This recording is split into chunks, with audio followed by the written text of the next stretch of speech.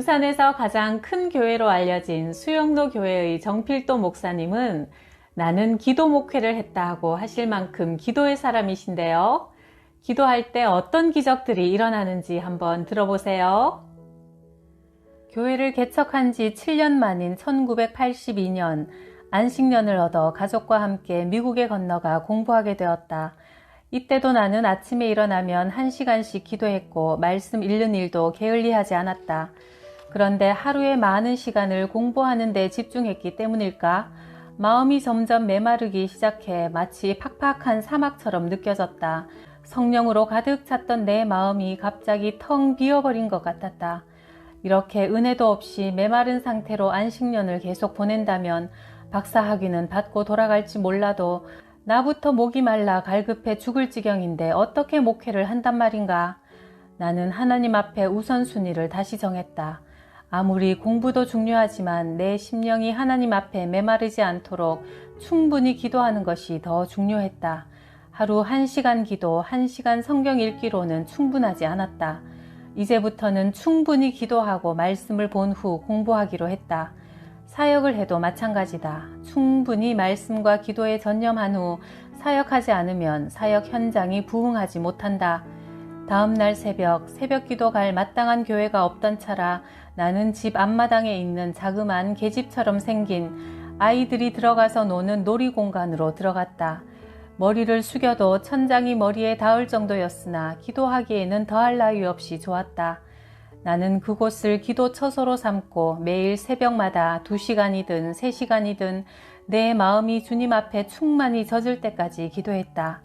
그런 후에 공부했다. 그런데 놀라운 일이 생겼다. 하나님 앞에 은혜를 회복하면서부터는 영어로 하던 공부가 훨씬 잘 되었다. 내 심령의 팍팍함이 은혜로 회복되니 짧은 시간 공부해도 그전보다 눈에 띄게 향상되었다. 머릿속이 맑고 단순해지니 집중력이 좋아지면서 우리말로 써도 힘든 논문을 영어로 슬슬 써내려갈 수 있었다. 전에 없던 마음의 여유까지 생겨났다.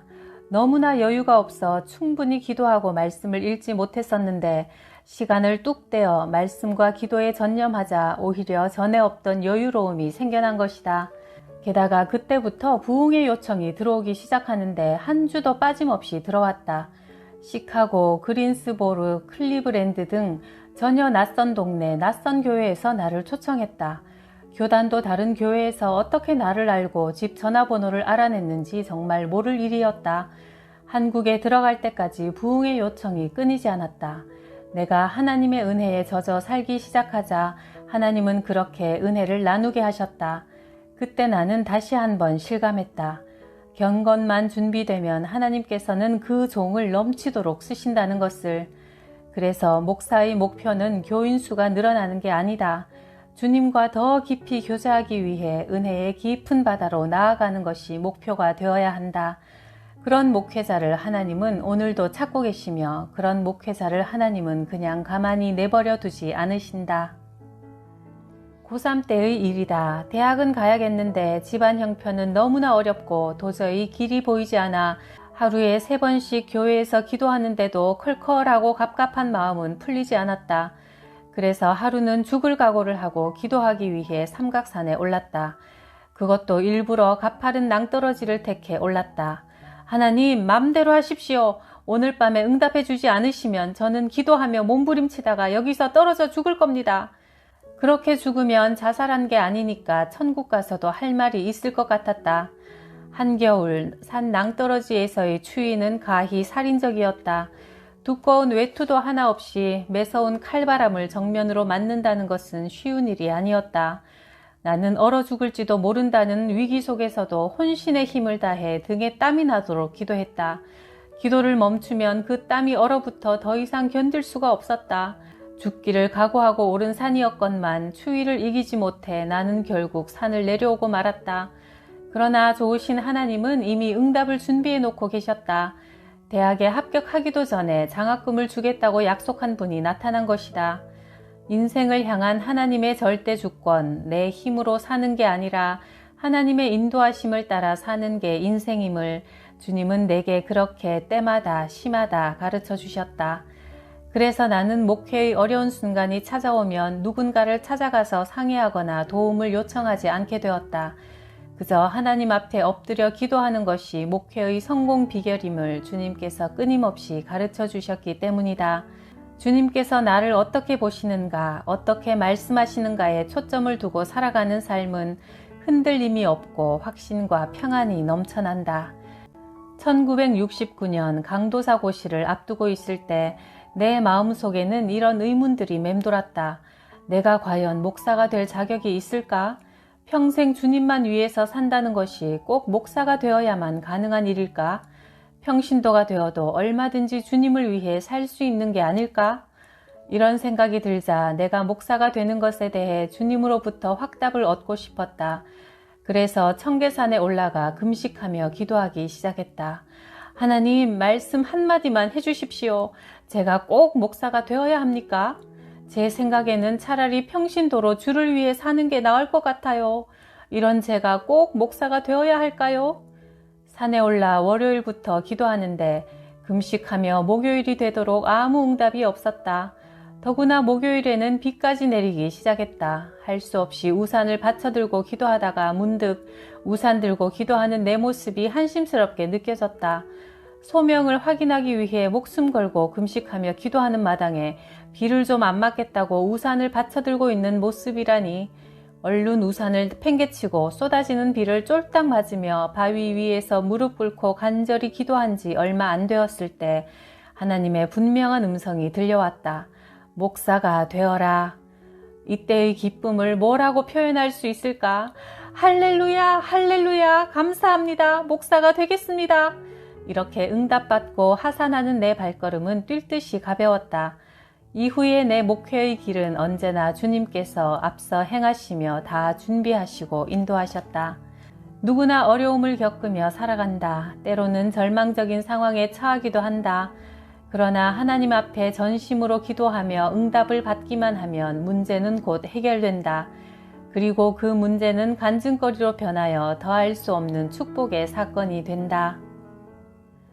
나는 어려서부터 도저히 해결할 수 없는 문제, 사무치게 주님만 갈구하게 되는 여러 난관들을 겪으며 자랐다.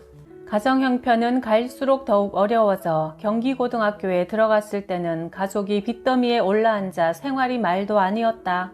교회 안에서는 분쟁과 분열이 거듭되어 나는 이런 현실을 바라보며 세상살이의 환멸과 고통을 느꼈다. 이 세상에서 살아봤자 고생만 하게 되고 죄만 더 많이 짓게 되니 예수 믿어 구원받은 사람은 이 세상을 빨리 떠날수록 복이라는 결론에 이르렀다. 나는 어떻게 해서든지 빨리 죽고 싶었다.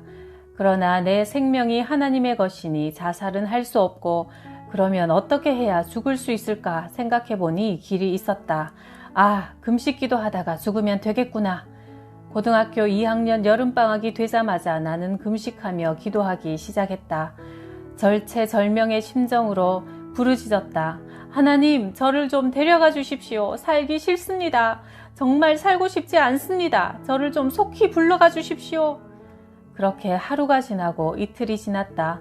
그런데도 하나님은 묵묵부답이셨다. 점점 배는 고파오고 안 그래도 늘 골던 배였는데 완전히 곡기를 끊으니 참을 수 없는 허기가 밀려왔다. 가만히 생각해보니 이러다가는 40일 금식 기도를 해도 안 죽을 것 같았다. 가슴이 철렁 내려앉았다. 방학은 30일인데 큰일이다. 그러면 나는 괜히 40일 동안 고생만 하고 또 고생스러운 삶을 살아가야 하지 않는가. 하루라도 빨리 죽는 게 손에 안 보는 지름길이었다. 드디어 사흘째 되던 날엔 있는 힘을 다해 기도했다. 기도하다가 꽥 하고 죽을 심정으로 주님께 부르짖었다. 저 좀 빨리 죽게 해주세요. 저는 정말 살기 싫다고요. 제발 좀 빨리 불러가 주세요. 주님은 그렇게 울부짖는 나를 더 이상은 그냥 보고 계시지 않았다. 사흘째 되던 날 주님이 내게 찾아오셨다. 그리고 분명한 음성을 들려주셨다. 너는 이미 죽었느니라. 이제는 나를 위해서 살아줄 수 없겠니? 나를 위해서 살아줄 수는 없겠니? 나를 위해 살아줄 수 없겠니? 3번을 연속해서 애원하셨다. 주님을 위해서 살아달라는 그 음성은 내게 죽음의 문제를 완전히 해결해 주었다. 죽기 위해서 사는 게 아니라 이제는 주를 위해서 살아야 한다는 사실을 분명히 알게 하셨다.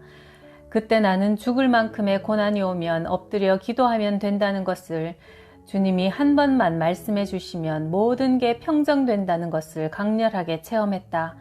죽을 정도로 힘들다면 죽을 정도로 사무치게 주님을 기다리면 된다. 그러면 주님께서 모든 문제를 풀어가신다. 교회가 커지면서 부교역자들 숫자가 많아졌지만 내 기준에서 볼 때 마음에 드는 사람이 하나도 없었다. 목회자가 그렇게 게으르고 나태해서 어떻게 주의를 감당할까 싶어 애간장이 탔다. 이 문제를 놓고 하나님 앞에 떼쓰며 기도했다. 하나님, 저는 이런 사람들과 함께 일할 수 없습니다. 나와 함께 순교할 수 있는 교역자를 보내주십시오. 그러자 주님은 뜻밖의 음성을 들려주셨다. 네가 이 부교역자들에게 평생 제일 좋은 형님 밑에서 사역했었다는 그렇게 기억에 남을 만한 목사가 되어줄 수 없겠니? 나는 지금 이 고약하고 게으른 사람들과 도무지 함께 동력할 수 없다고 떼를 쓰고 있는데 주님은 내게 가장 좋은 형님이 되어주라는 것이다. 그 한 번의 주님 음성으로 내 모든 투정과 불만은 쏙 들어가고 말았다. 주님께서 그리 하라시면 그렇게 하겠습니다. 이 일 후로 나는 곧 모든 교역자들을 불러 모아 이 사건을 그대로 간증하며 아예 선포를 해버렸다. 이제부터는 여러분 모두가 이 교회 당회장입니다. 그러니 담임 목사 눈치 보지 말고 소신껏 일하세요. 이제 나는 절대 여러분의 사역에 간섭하지 않겠습니다. 혹 실수를 하면 그 실수를 막아주는 방패막이가 되어드릴 테니 죄를 짓거나 이단으로 끌고 가는 일만 아니라면 하고 싶은 대로 한번 해보세요. 나한테 보고하지도 말고 회의도 가급적 하지 맙시다. 내 기준에 안 맞다고 떼쓰는 나에게 하나님은 그렇게 사랑 가운데서 용납하고 품어주라고 요구하셨다. 나는 그래서 일부러 회의에도 참석하지 않고 보고도 받지 않았다. 대신 전적으로 믿어주었다. 그런데 결국 그것이 교회를 하나 되게 했고 교회는 놀랍도록 성장의 가속도를 냈다. 부교역자들의 얼굴에 기쁨이 넘치니 교회 전체에 기쁨이 넘쳐났다. 수영로 교회가 성장의 성장을 거듭할 무렵 내 마음속에는 자신감이 충만했다. 주일마다 새 신자가 등록하고 설교를 하면 아멘 소리가 터져 나오니 내가 그래도 꽤 설교를 잘하는가 보네. 우리 교회가 이렇게 부흥하다니. 나는 어느덧 교회 부흥의 주체를 목사인 나로 생각하고 있었다. 그런 생각이 들던 그 주간 수요 예배 시간 강단에 섰는데 어찌된 일인지 그 많던 교인들이 한 사람도 나오지 않았다. 주일에 본당을 가득 메웠던 교인들이 마치 서로 연락이나 한 것처럼 보이지 않았다. 가슴이 철렁 내려앉았다. 어떻게 이런 일이? 온갖 근심 걱정에 휩싸여 나는 그날 집에 들어가지 않았다. 너무나 다급했기 때문에 강단에서 응답받을 때까지 기도할 작정이었다. 마음이 그렇게 갈급할 때는 기도 외에는 아무것도 할 수 없고 아무것도 하기가 싫다. 하나님, 제가 뭘 잘못했는지 모르겠습니다. 가르쳐 주십시오. 목이 타들어가는 절박한 심정으로 주님을 기다렸다. 그렇게 몰려오던 교인이 어떻게 삽시간에 발을 딱 끊을 수가 있단 말인가. 그렇게 기도하던 중 책망하시는 주님의 음성이 들려왔다. 네가 해? 내가 하지. 네가 해? 내가 하지. 3번이나 연속된 주님의 말씀이었다. 아이고 주님, 잘못했습니다. 저는 주님께서 그렇게 다 하시는 줄 정말 몰랐습니다. 제가 잘해서 목회가 잘 되는 줄 알았습니다. 주님, 잘못했습니다. 용서해 주십시오. 주님은 더 세미하게 말씀해 주셨다. 네가 이 교회를 세운 게 아니라 내가 이 교회를 세웠다. 네가 잘해서 부흥된 게 아니라 내가 내 양떼를 이곳에 보내서 교회가 부흥된 것이다. 주님이 많이 보내주시면 큰 교회가 되고 적게 보내주시면 작은 교회가 되는 것이었다. 양을 얼마나 보내주시느냐의 문제는 전적인 주님의 주권이었다. 감사합니다. 이제 알겠습니다. 이제부터는 주님께서 이 교회의 당회장이십니다. 저는 교육 전도사 같은 마음으로 충성할 테니 주님이 이 교회를 맡으십시오. 그때부터 나는 주님에 대한 월권 행위를 하지 않으려 더욱 조심했다. 주님이 마땅히 누리셔야 할 주인의 자리를 은근슬쩍 차지하려는 일들이 얼마나 많은가. 그러나 목회자는 주님의 양을 잠깐 맡은 자일 뿐이다. 맡겨주신 그것에 감사하고 감격하는 마음으로 양들을 돌볼 뿐이다. 그 주간 주일 저녁 예배를 시작하려고 보니 뒷자리가 텅 비어 있었다. 나는 마음속으로 주님께 기도를 올렸다. 주님, 뒷자리가 비었네요. 빨리 신방하셔야겠어요. 메추라기 몰듯 몰아서 얼른 보내주십시오. 누가 저 같은 사람의 설교를 들으러 오겠습니까? 주님이 보내주시지 않으면 여기 올 사람 한 사람도 없습니다. 주님께서 이 교회를 세우셨으니 제 허물은 가려주시고 제발 신방 좀 해주세요. 집사님의 대표 기도가 끝나 눈을 뜨고 보니 갑자기 교인들이 와르르 몰려 들어오는 게 보였다. 비어있던 교회가 꽉 들어찼다. 나는 그 광경을 보며 주님께 다시 아뢰었다. 주님, 수고하셨습니다. 그 뒤로 나는 교인들 걱정이 생길 때마다 그런 기도를 드렸다. 주님, 아무개 집사가 교회에 안 나오는데 왜 안 나오는지 모르겠습니다. 주님께서 신방 좀 해주십시오. 그렇게 특별 기도를 드린 후면 어떤 분은 내 방까지 찾아와서 이렇게 간증하기도 했다. 목사님, 그동안 교회에 못 나와서 죄송합니다. 그런데 어젯밤 꿈에 목사님이 나타나셨더라고요. 그래서 안 나올 수가 없어서 이렇게 교회에 다시 나왔습니다. 이런 목회의 묘미를 알고 나자 목회만큼 재미있고 행복한 일이 없었다.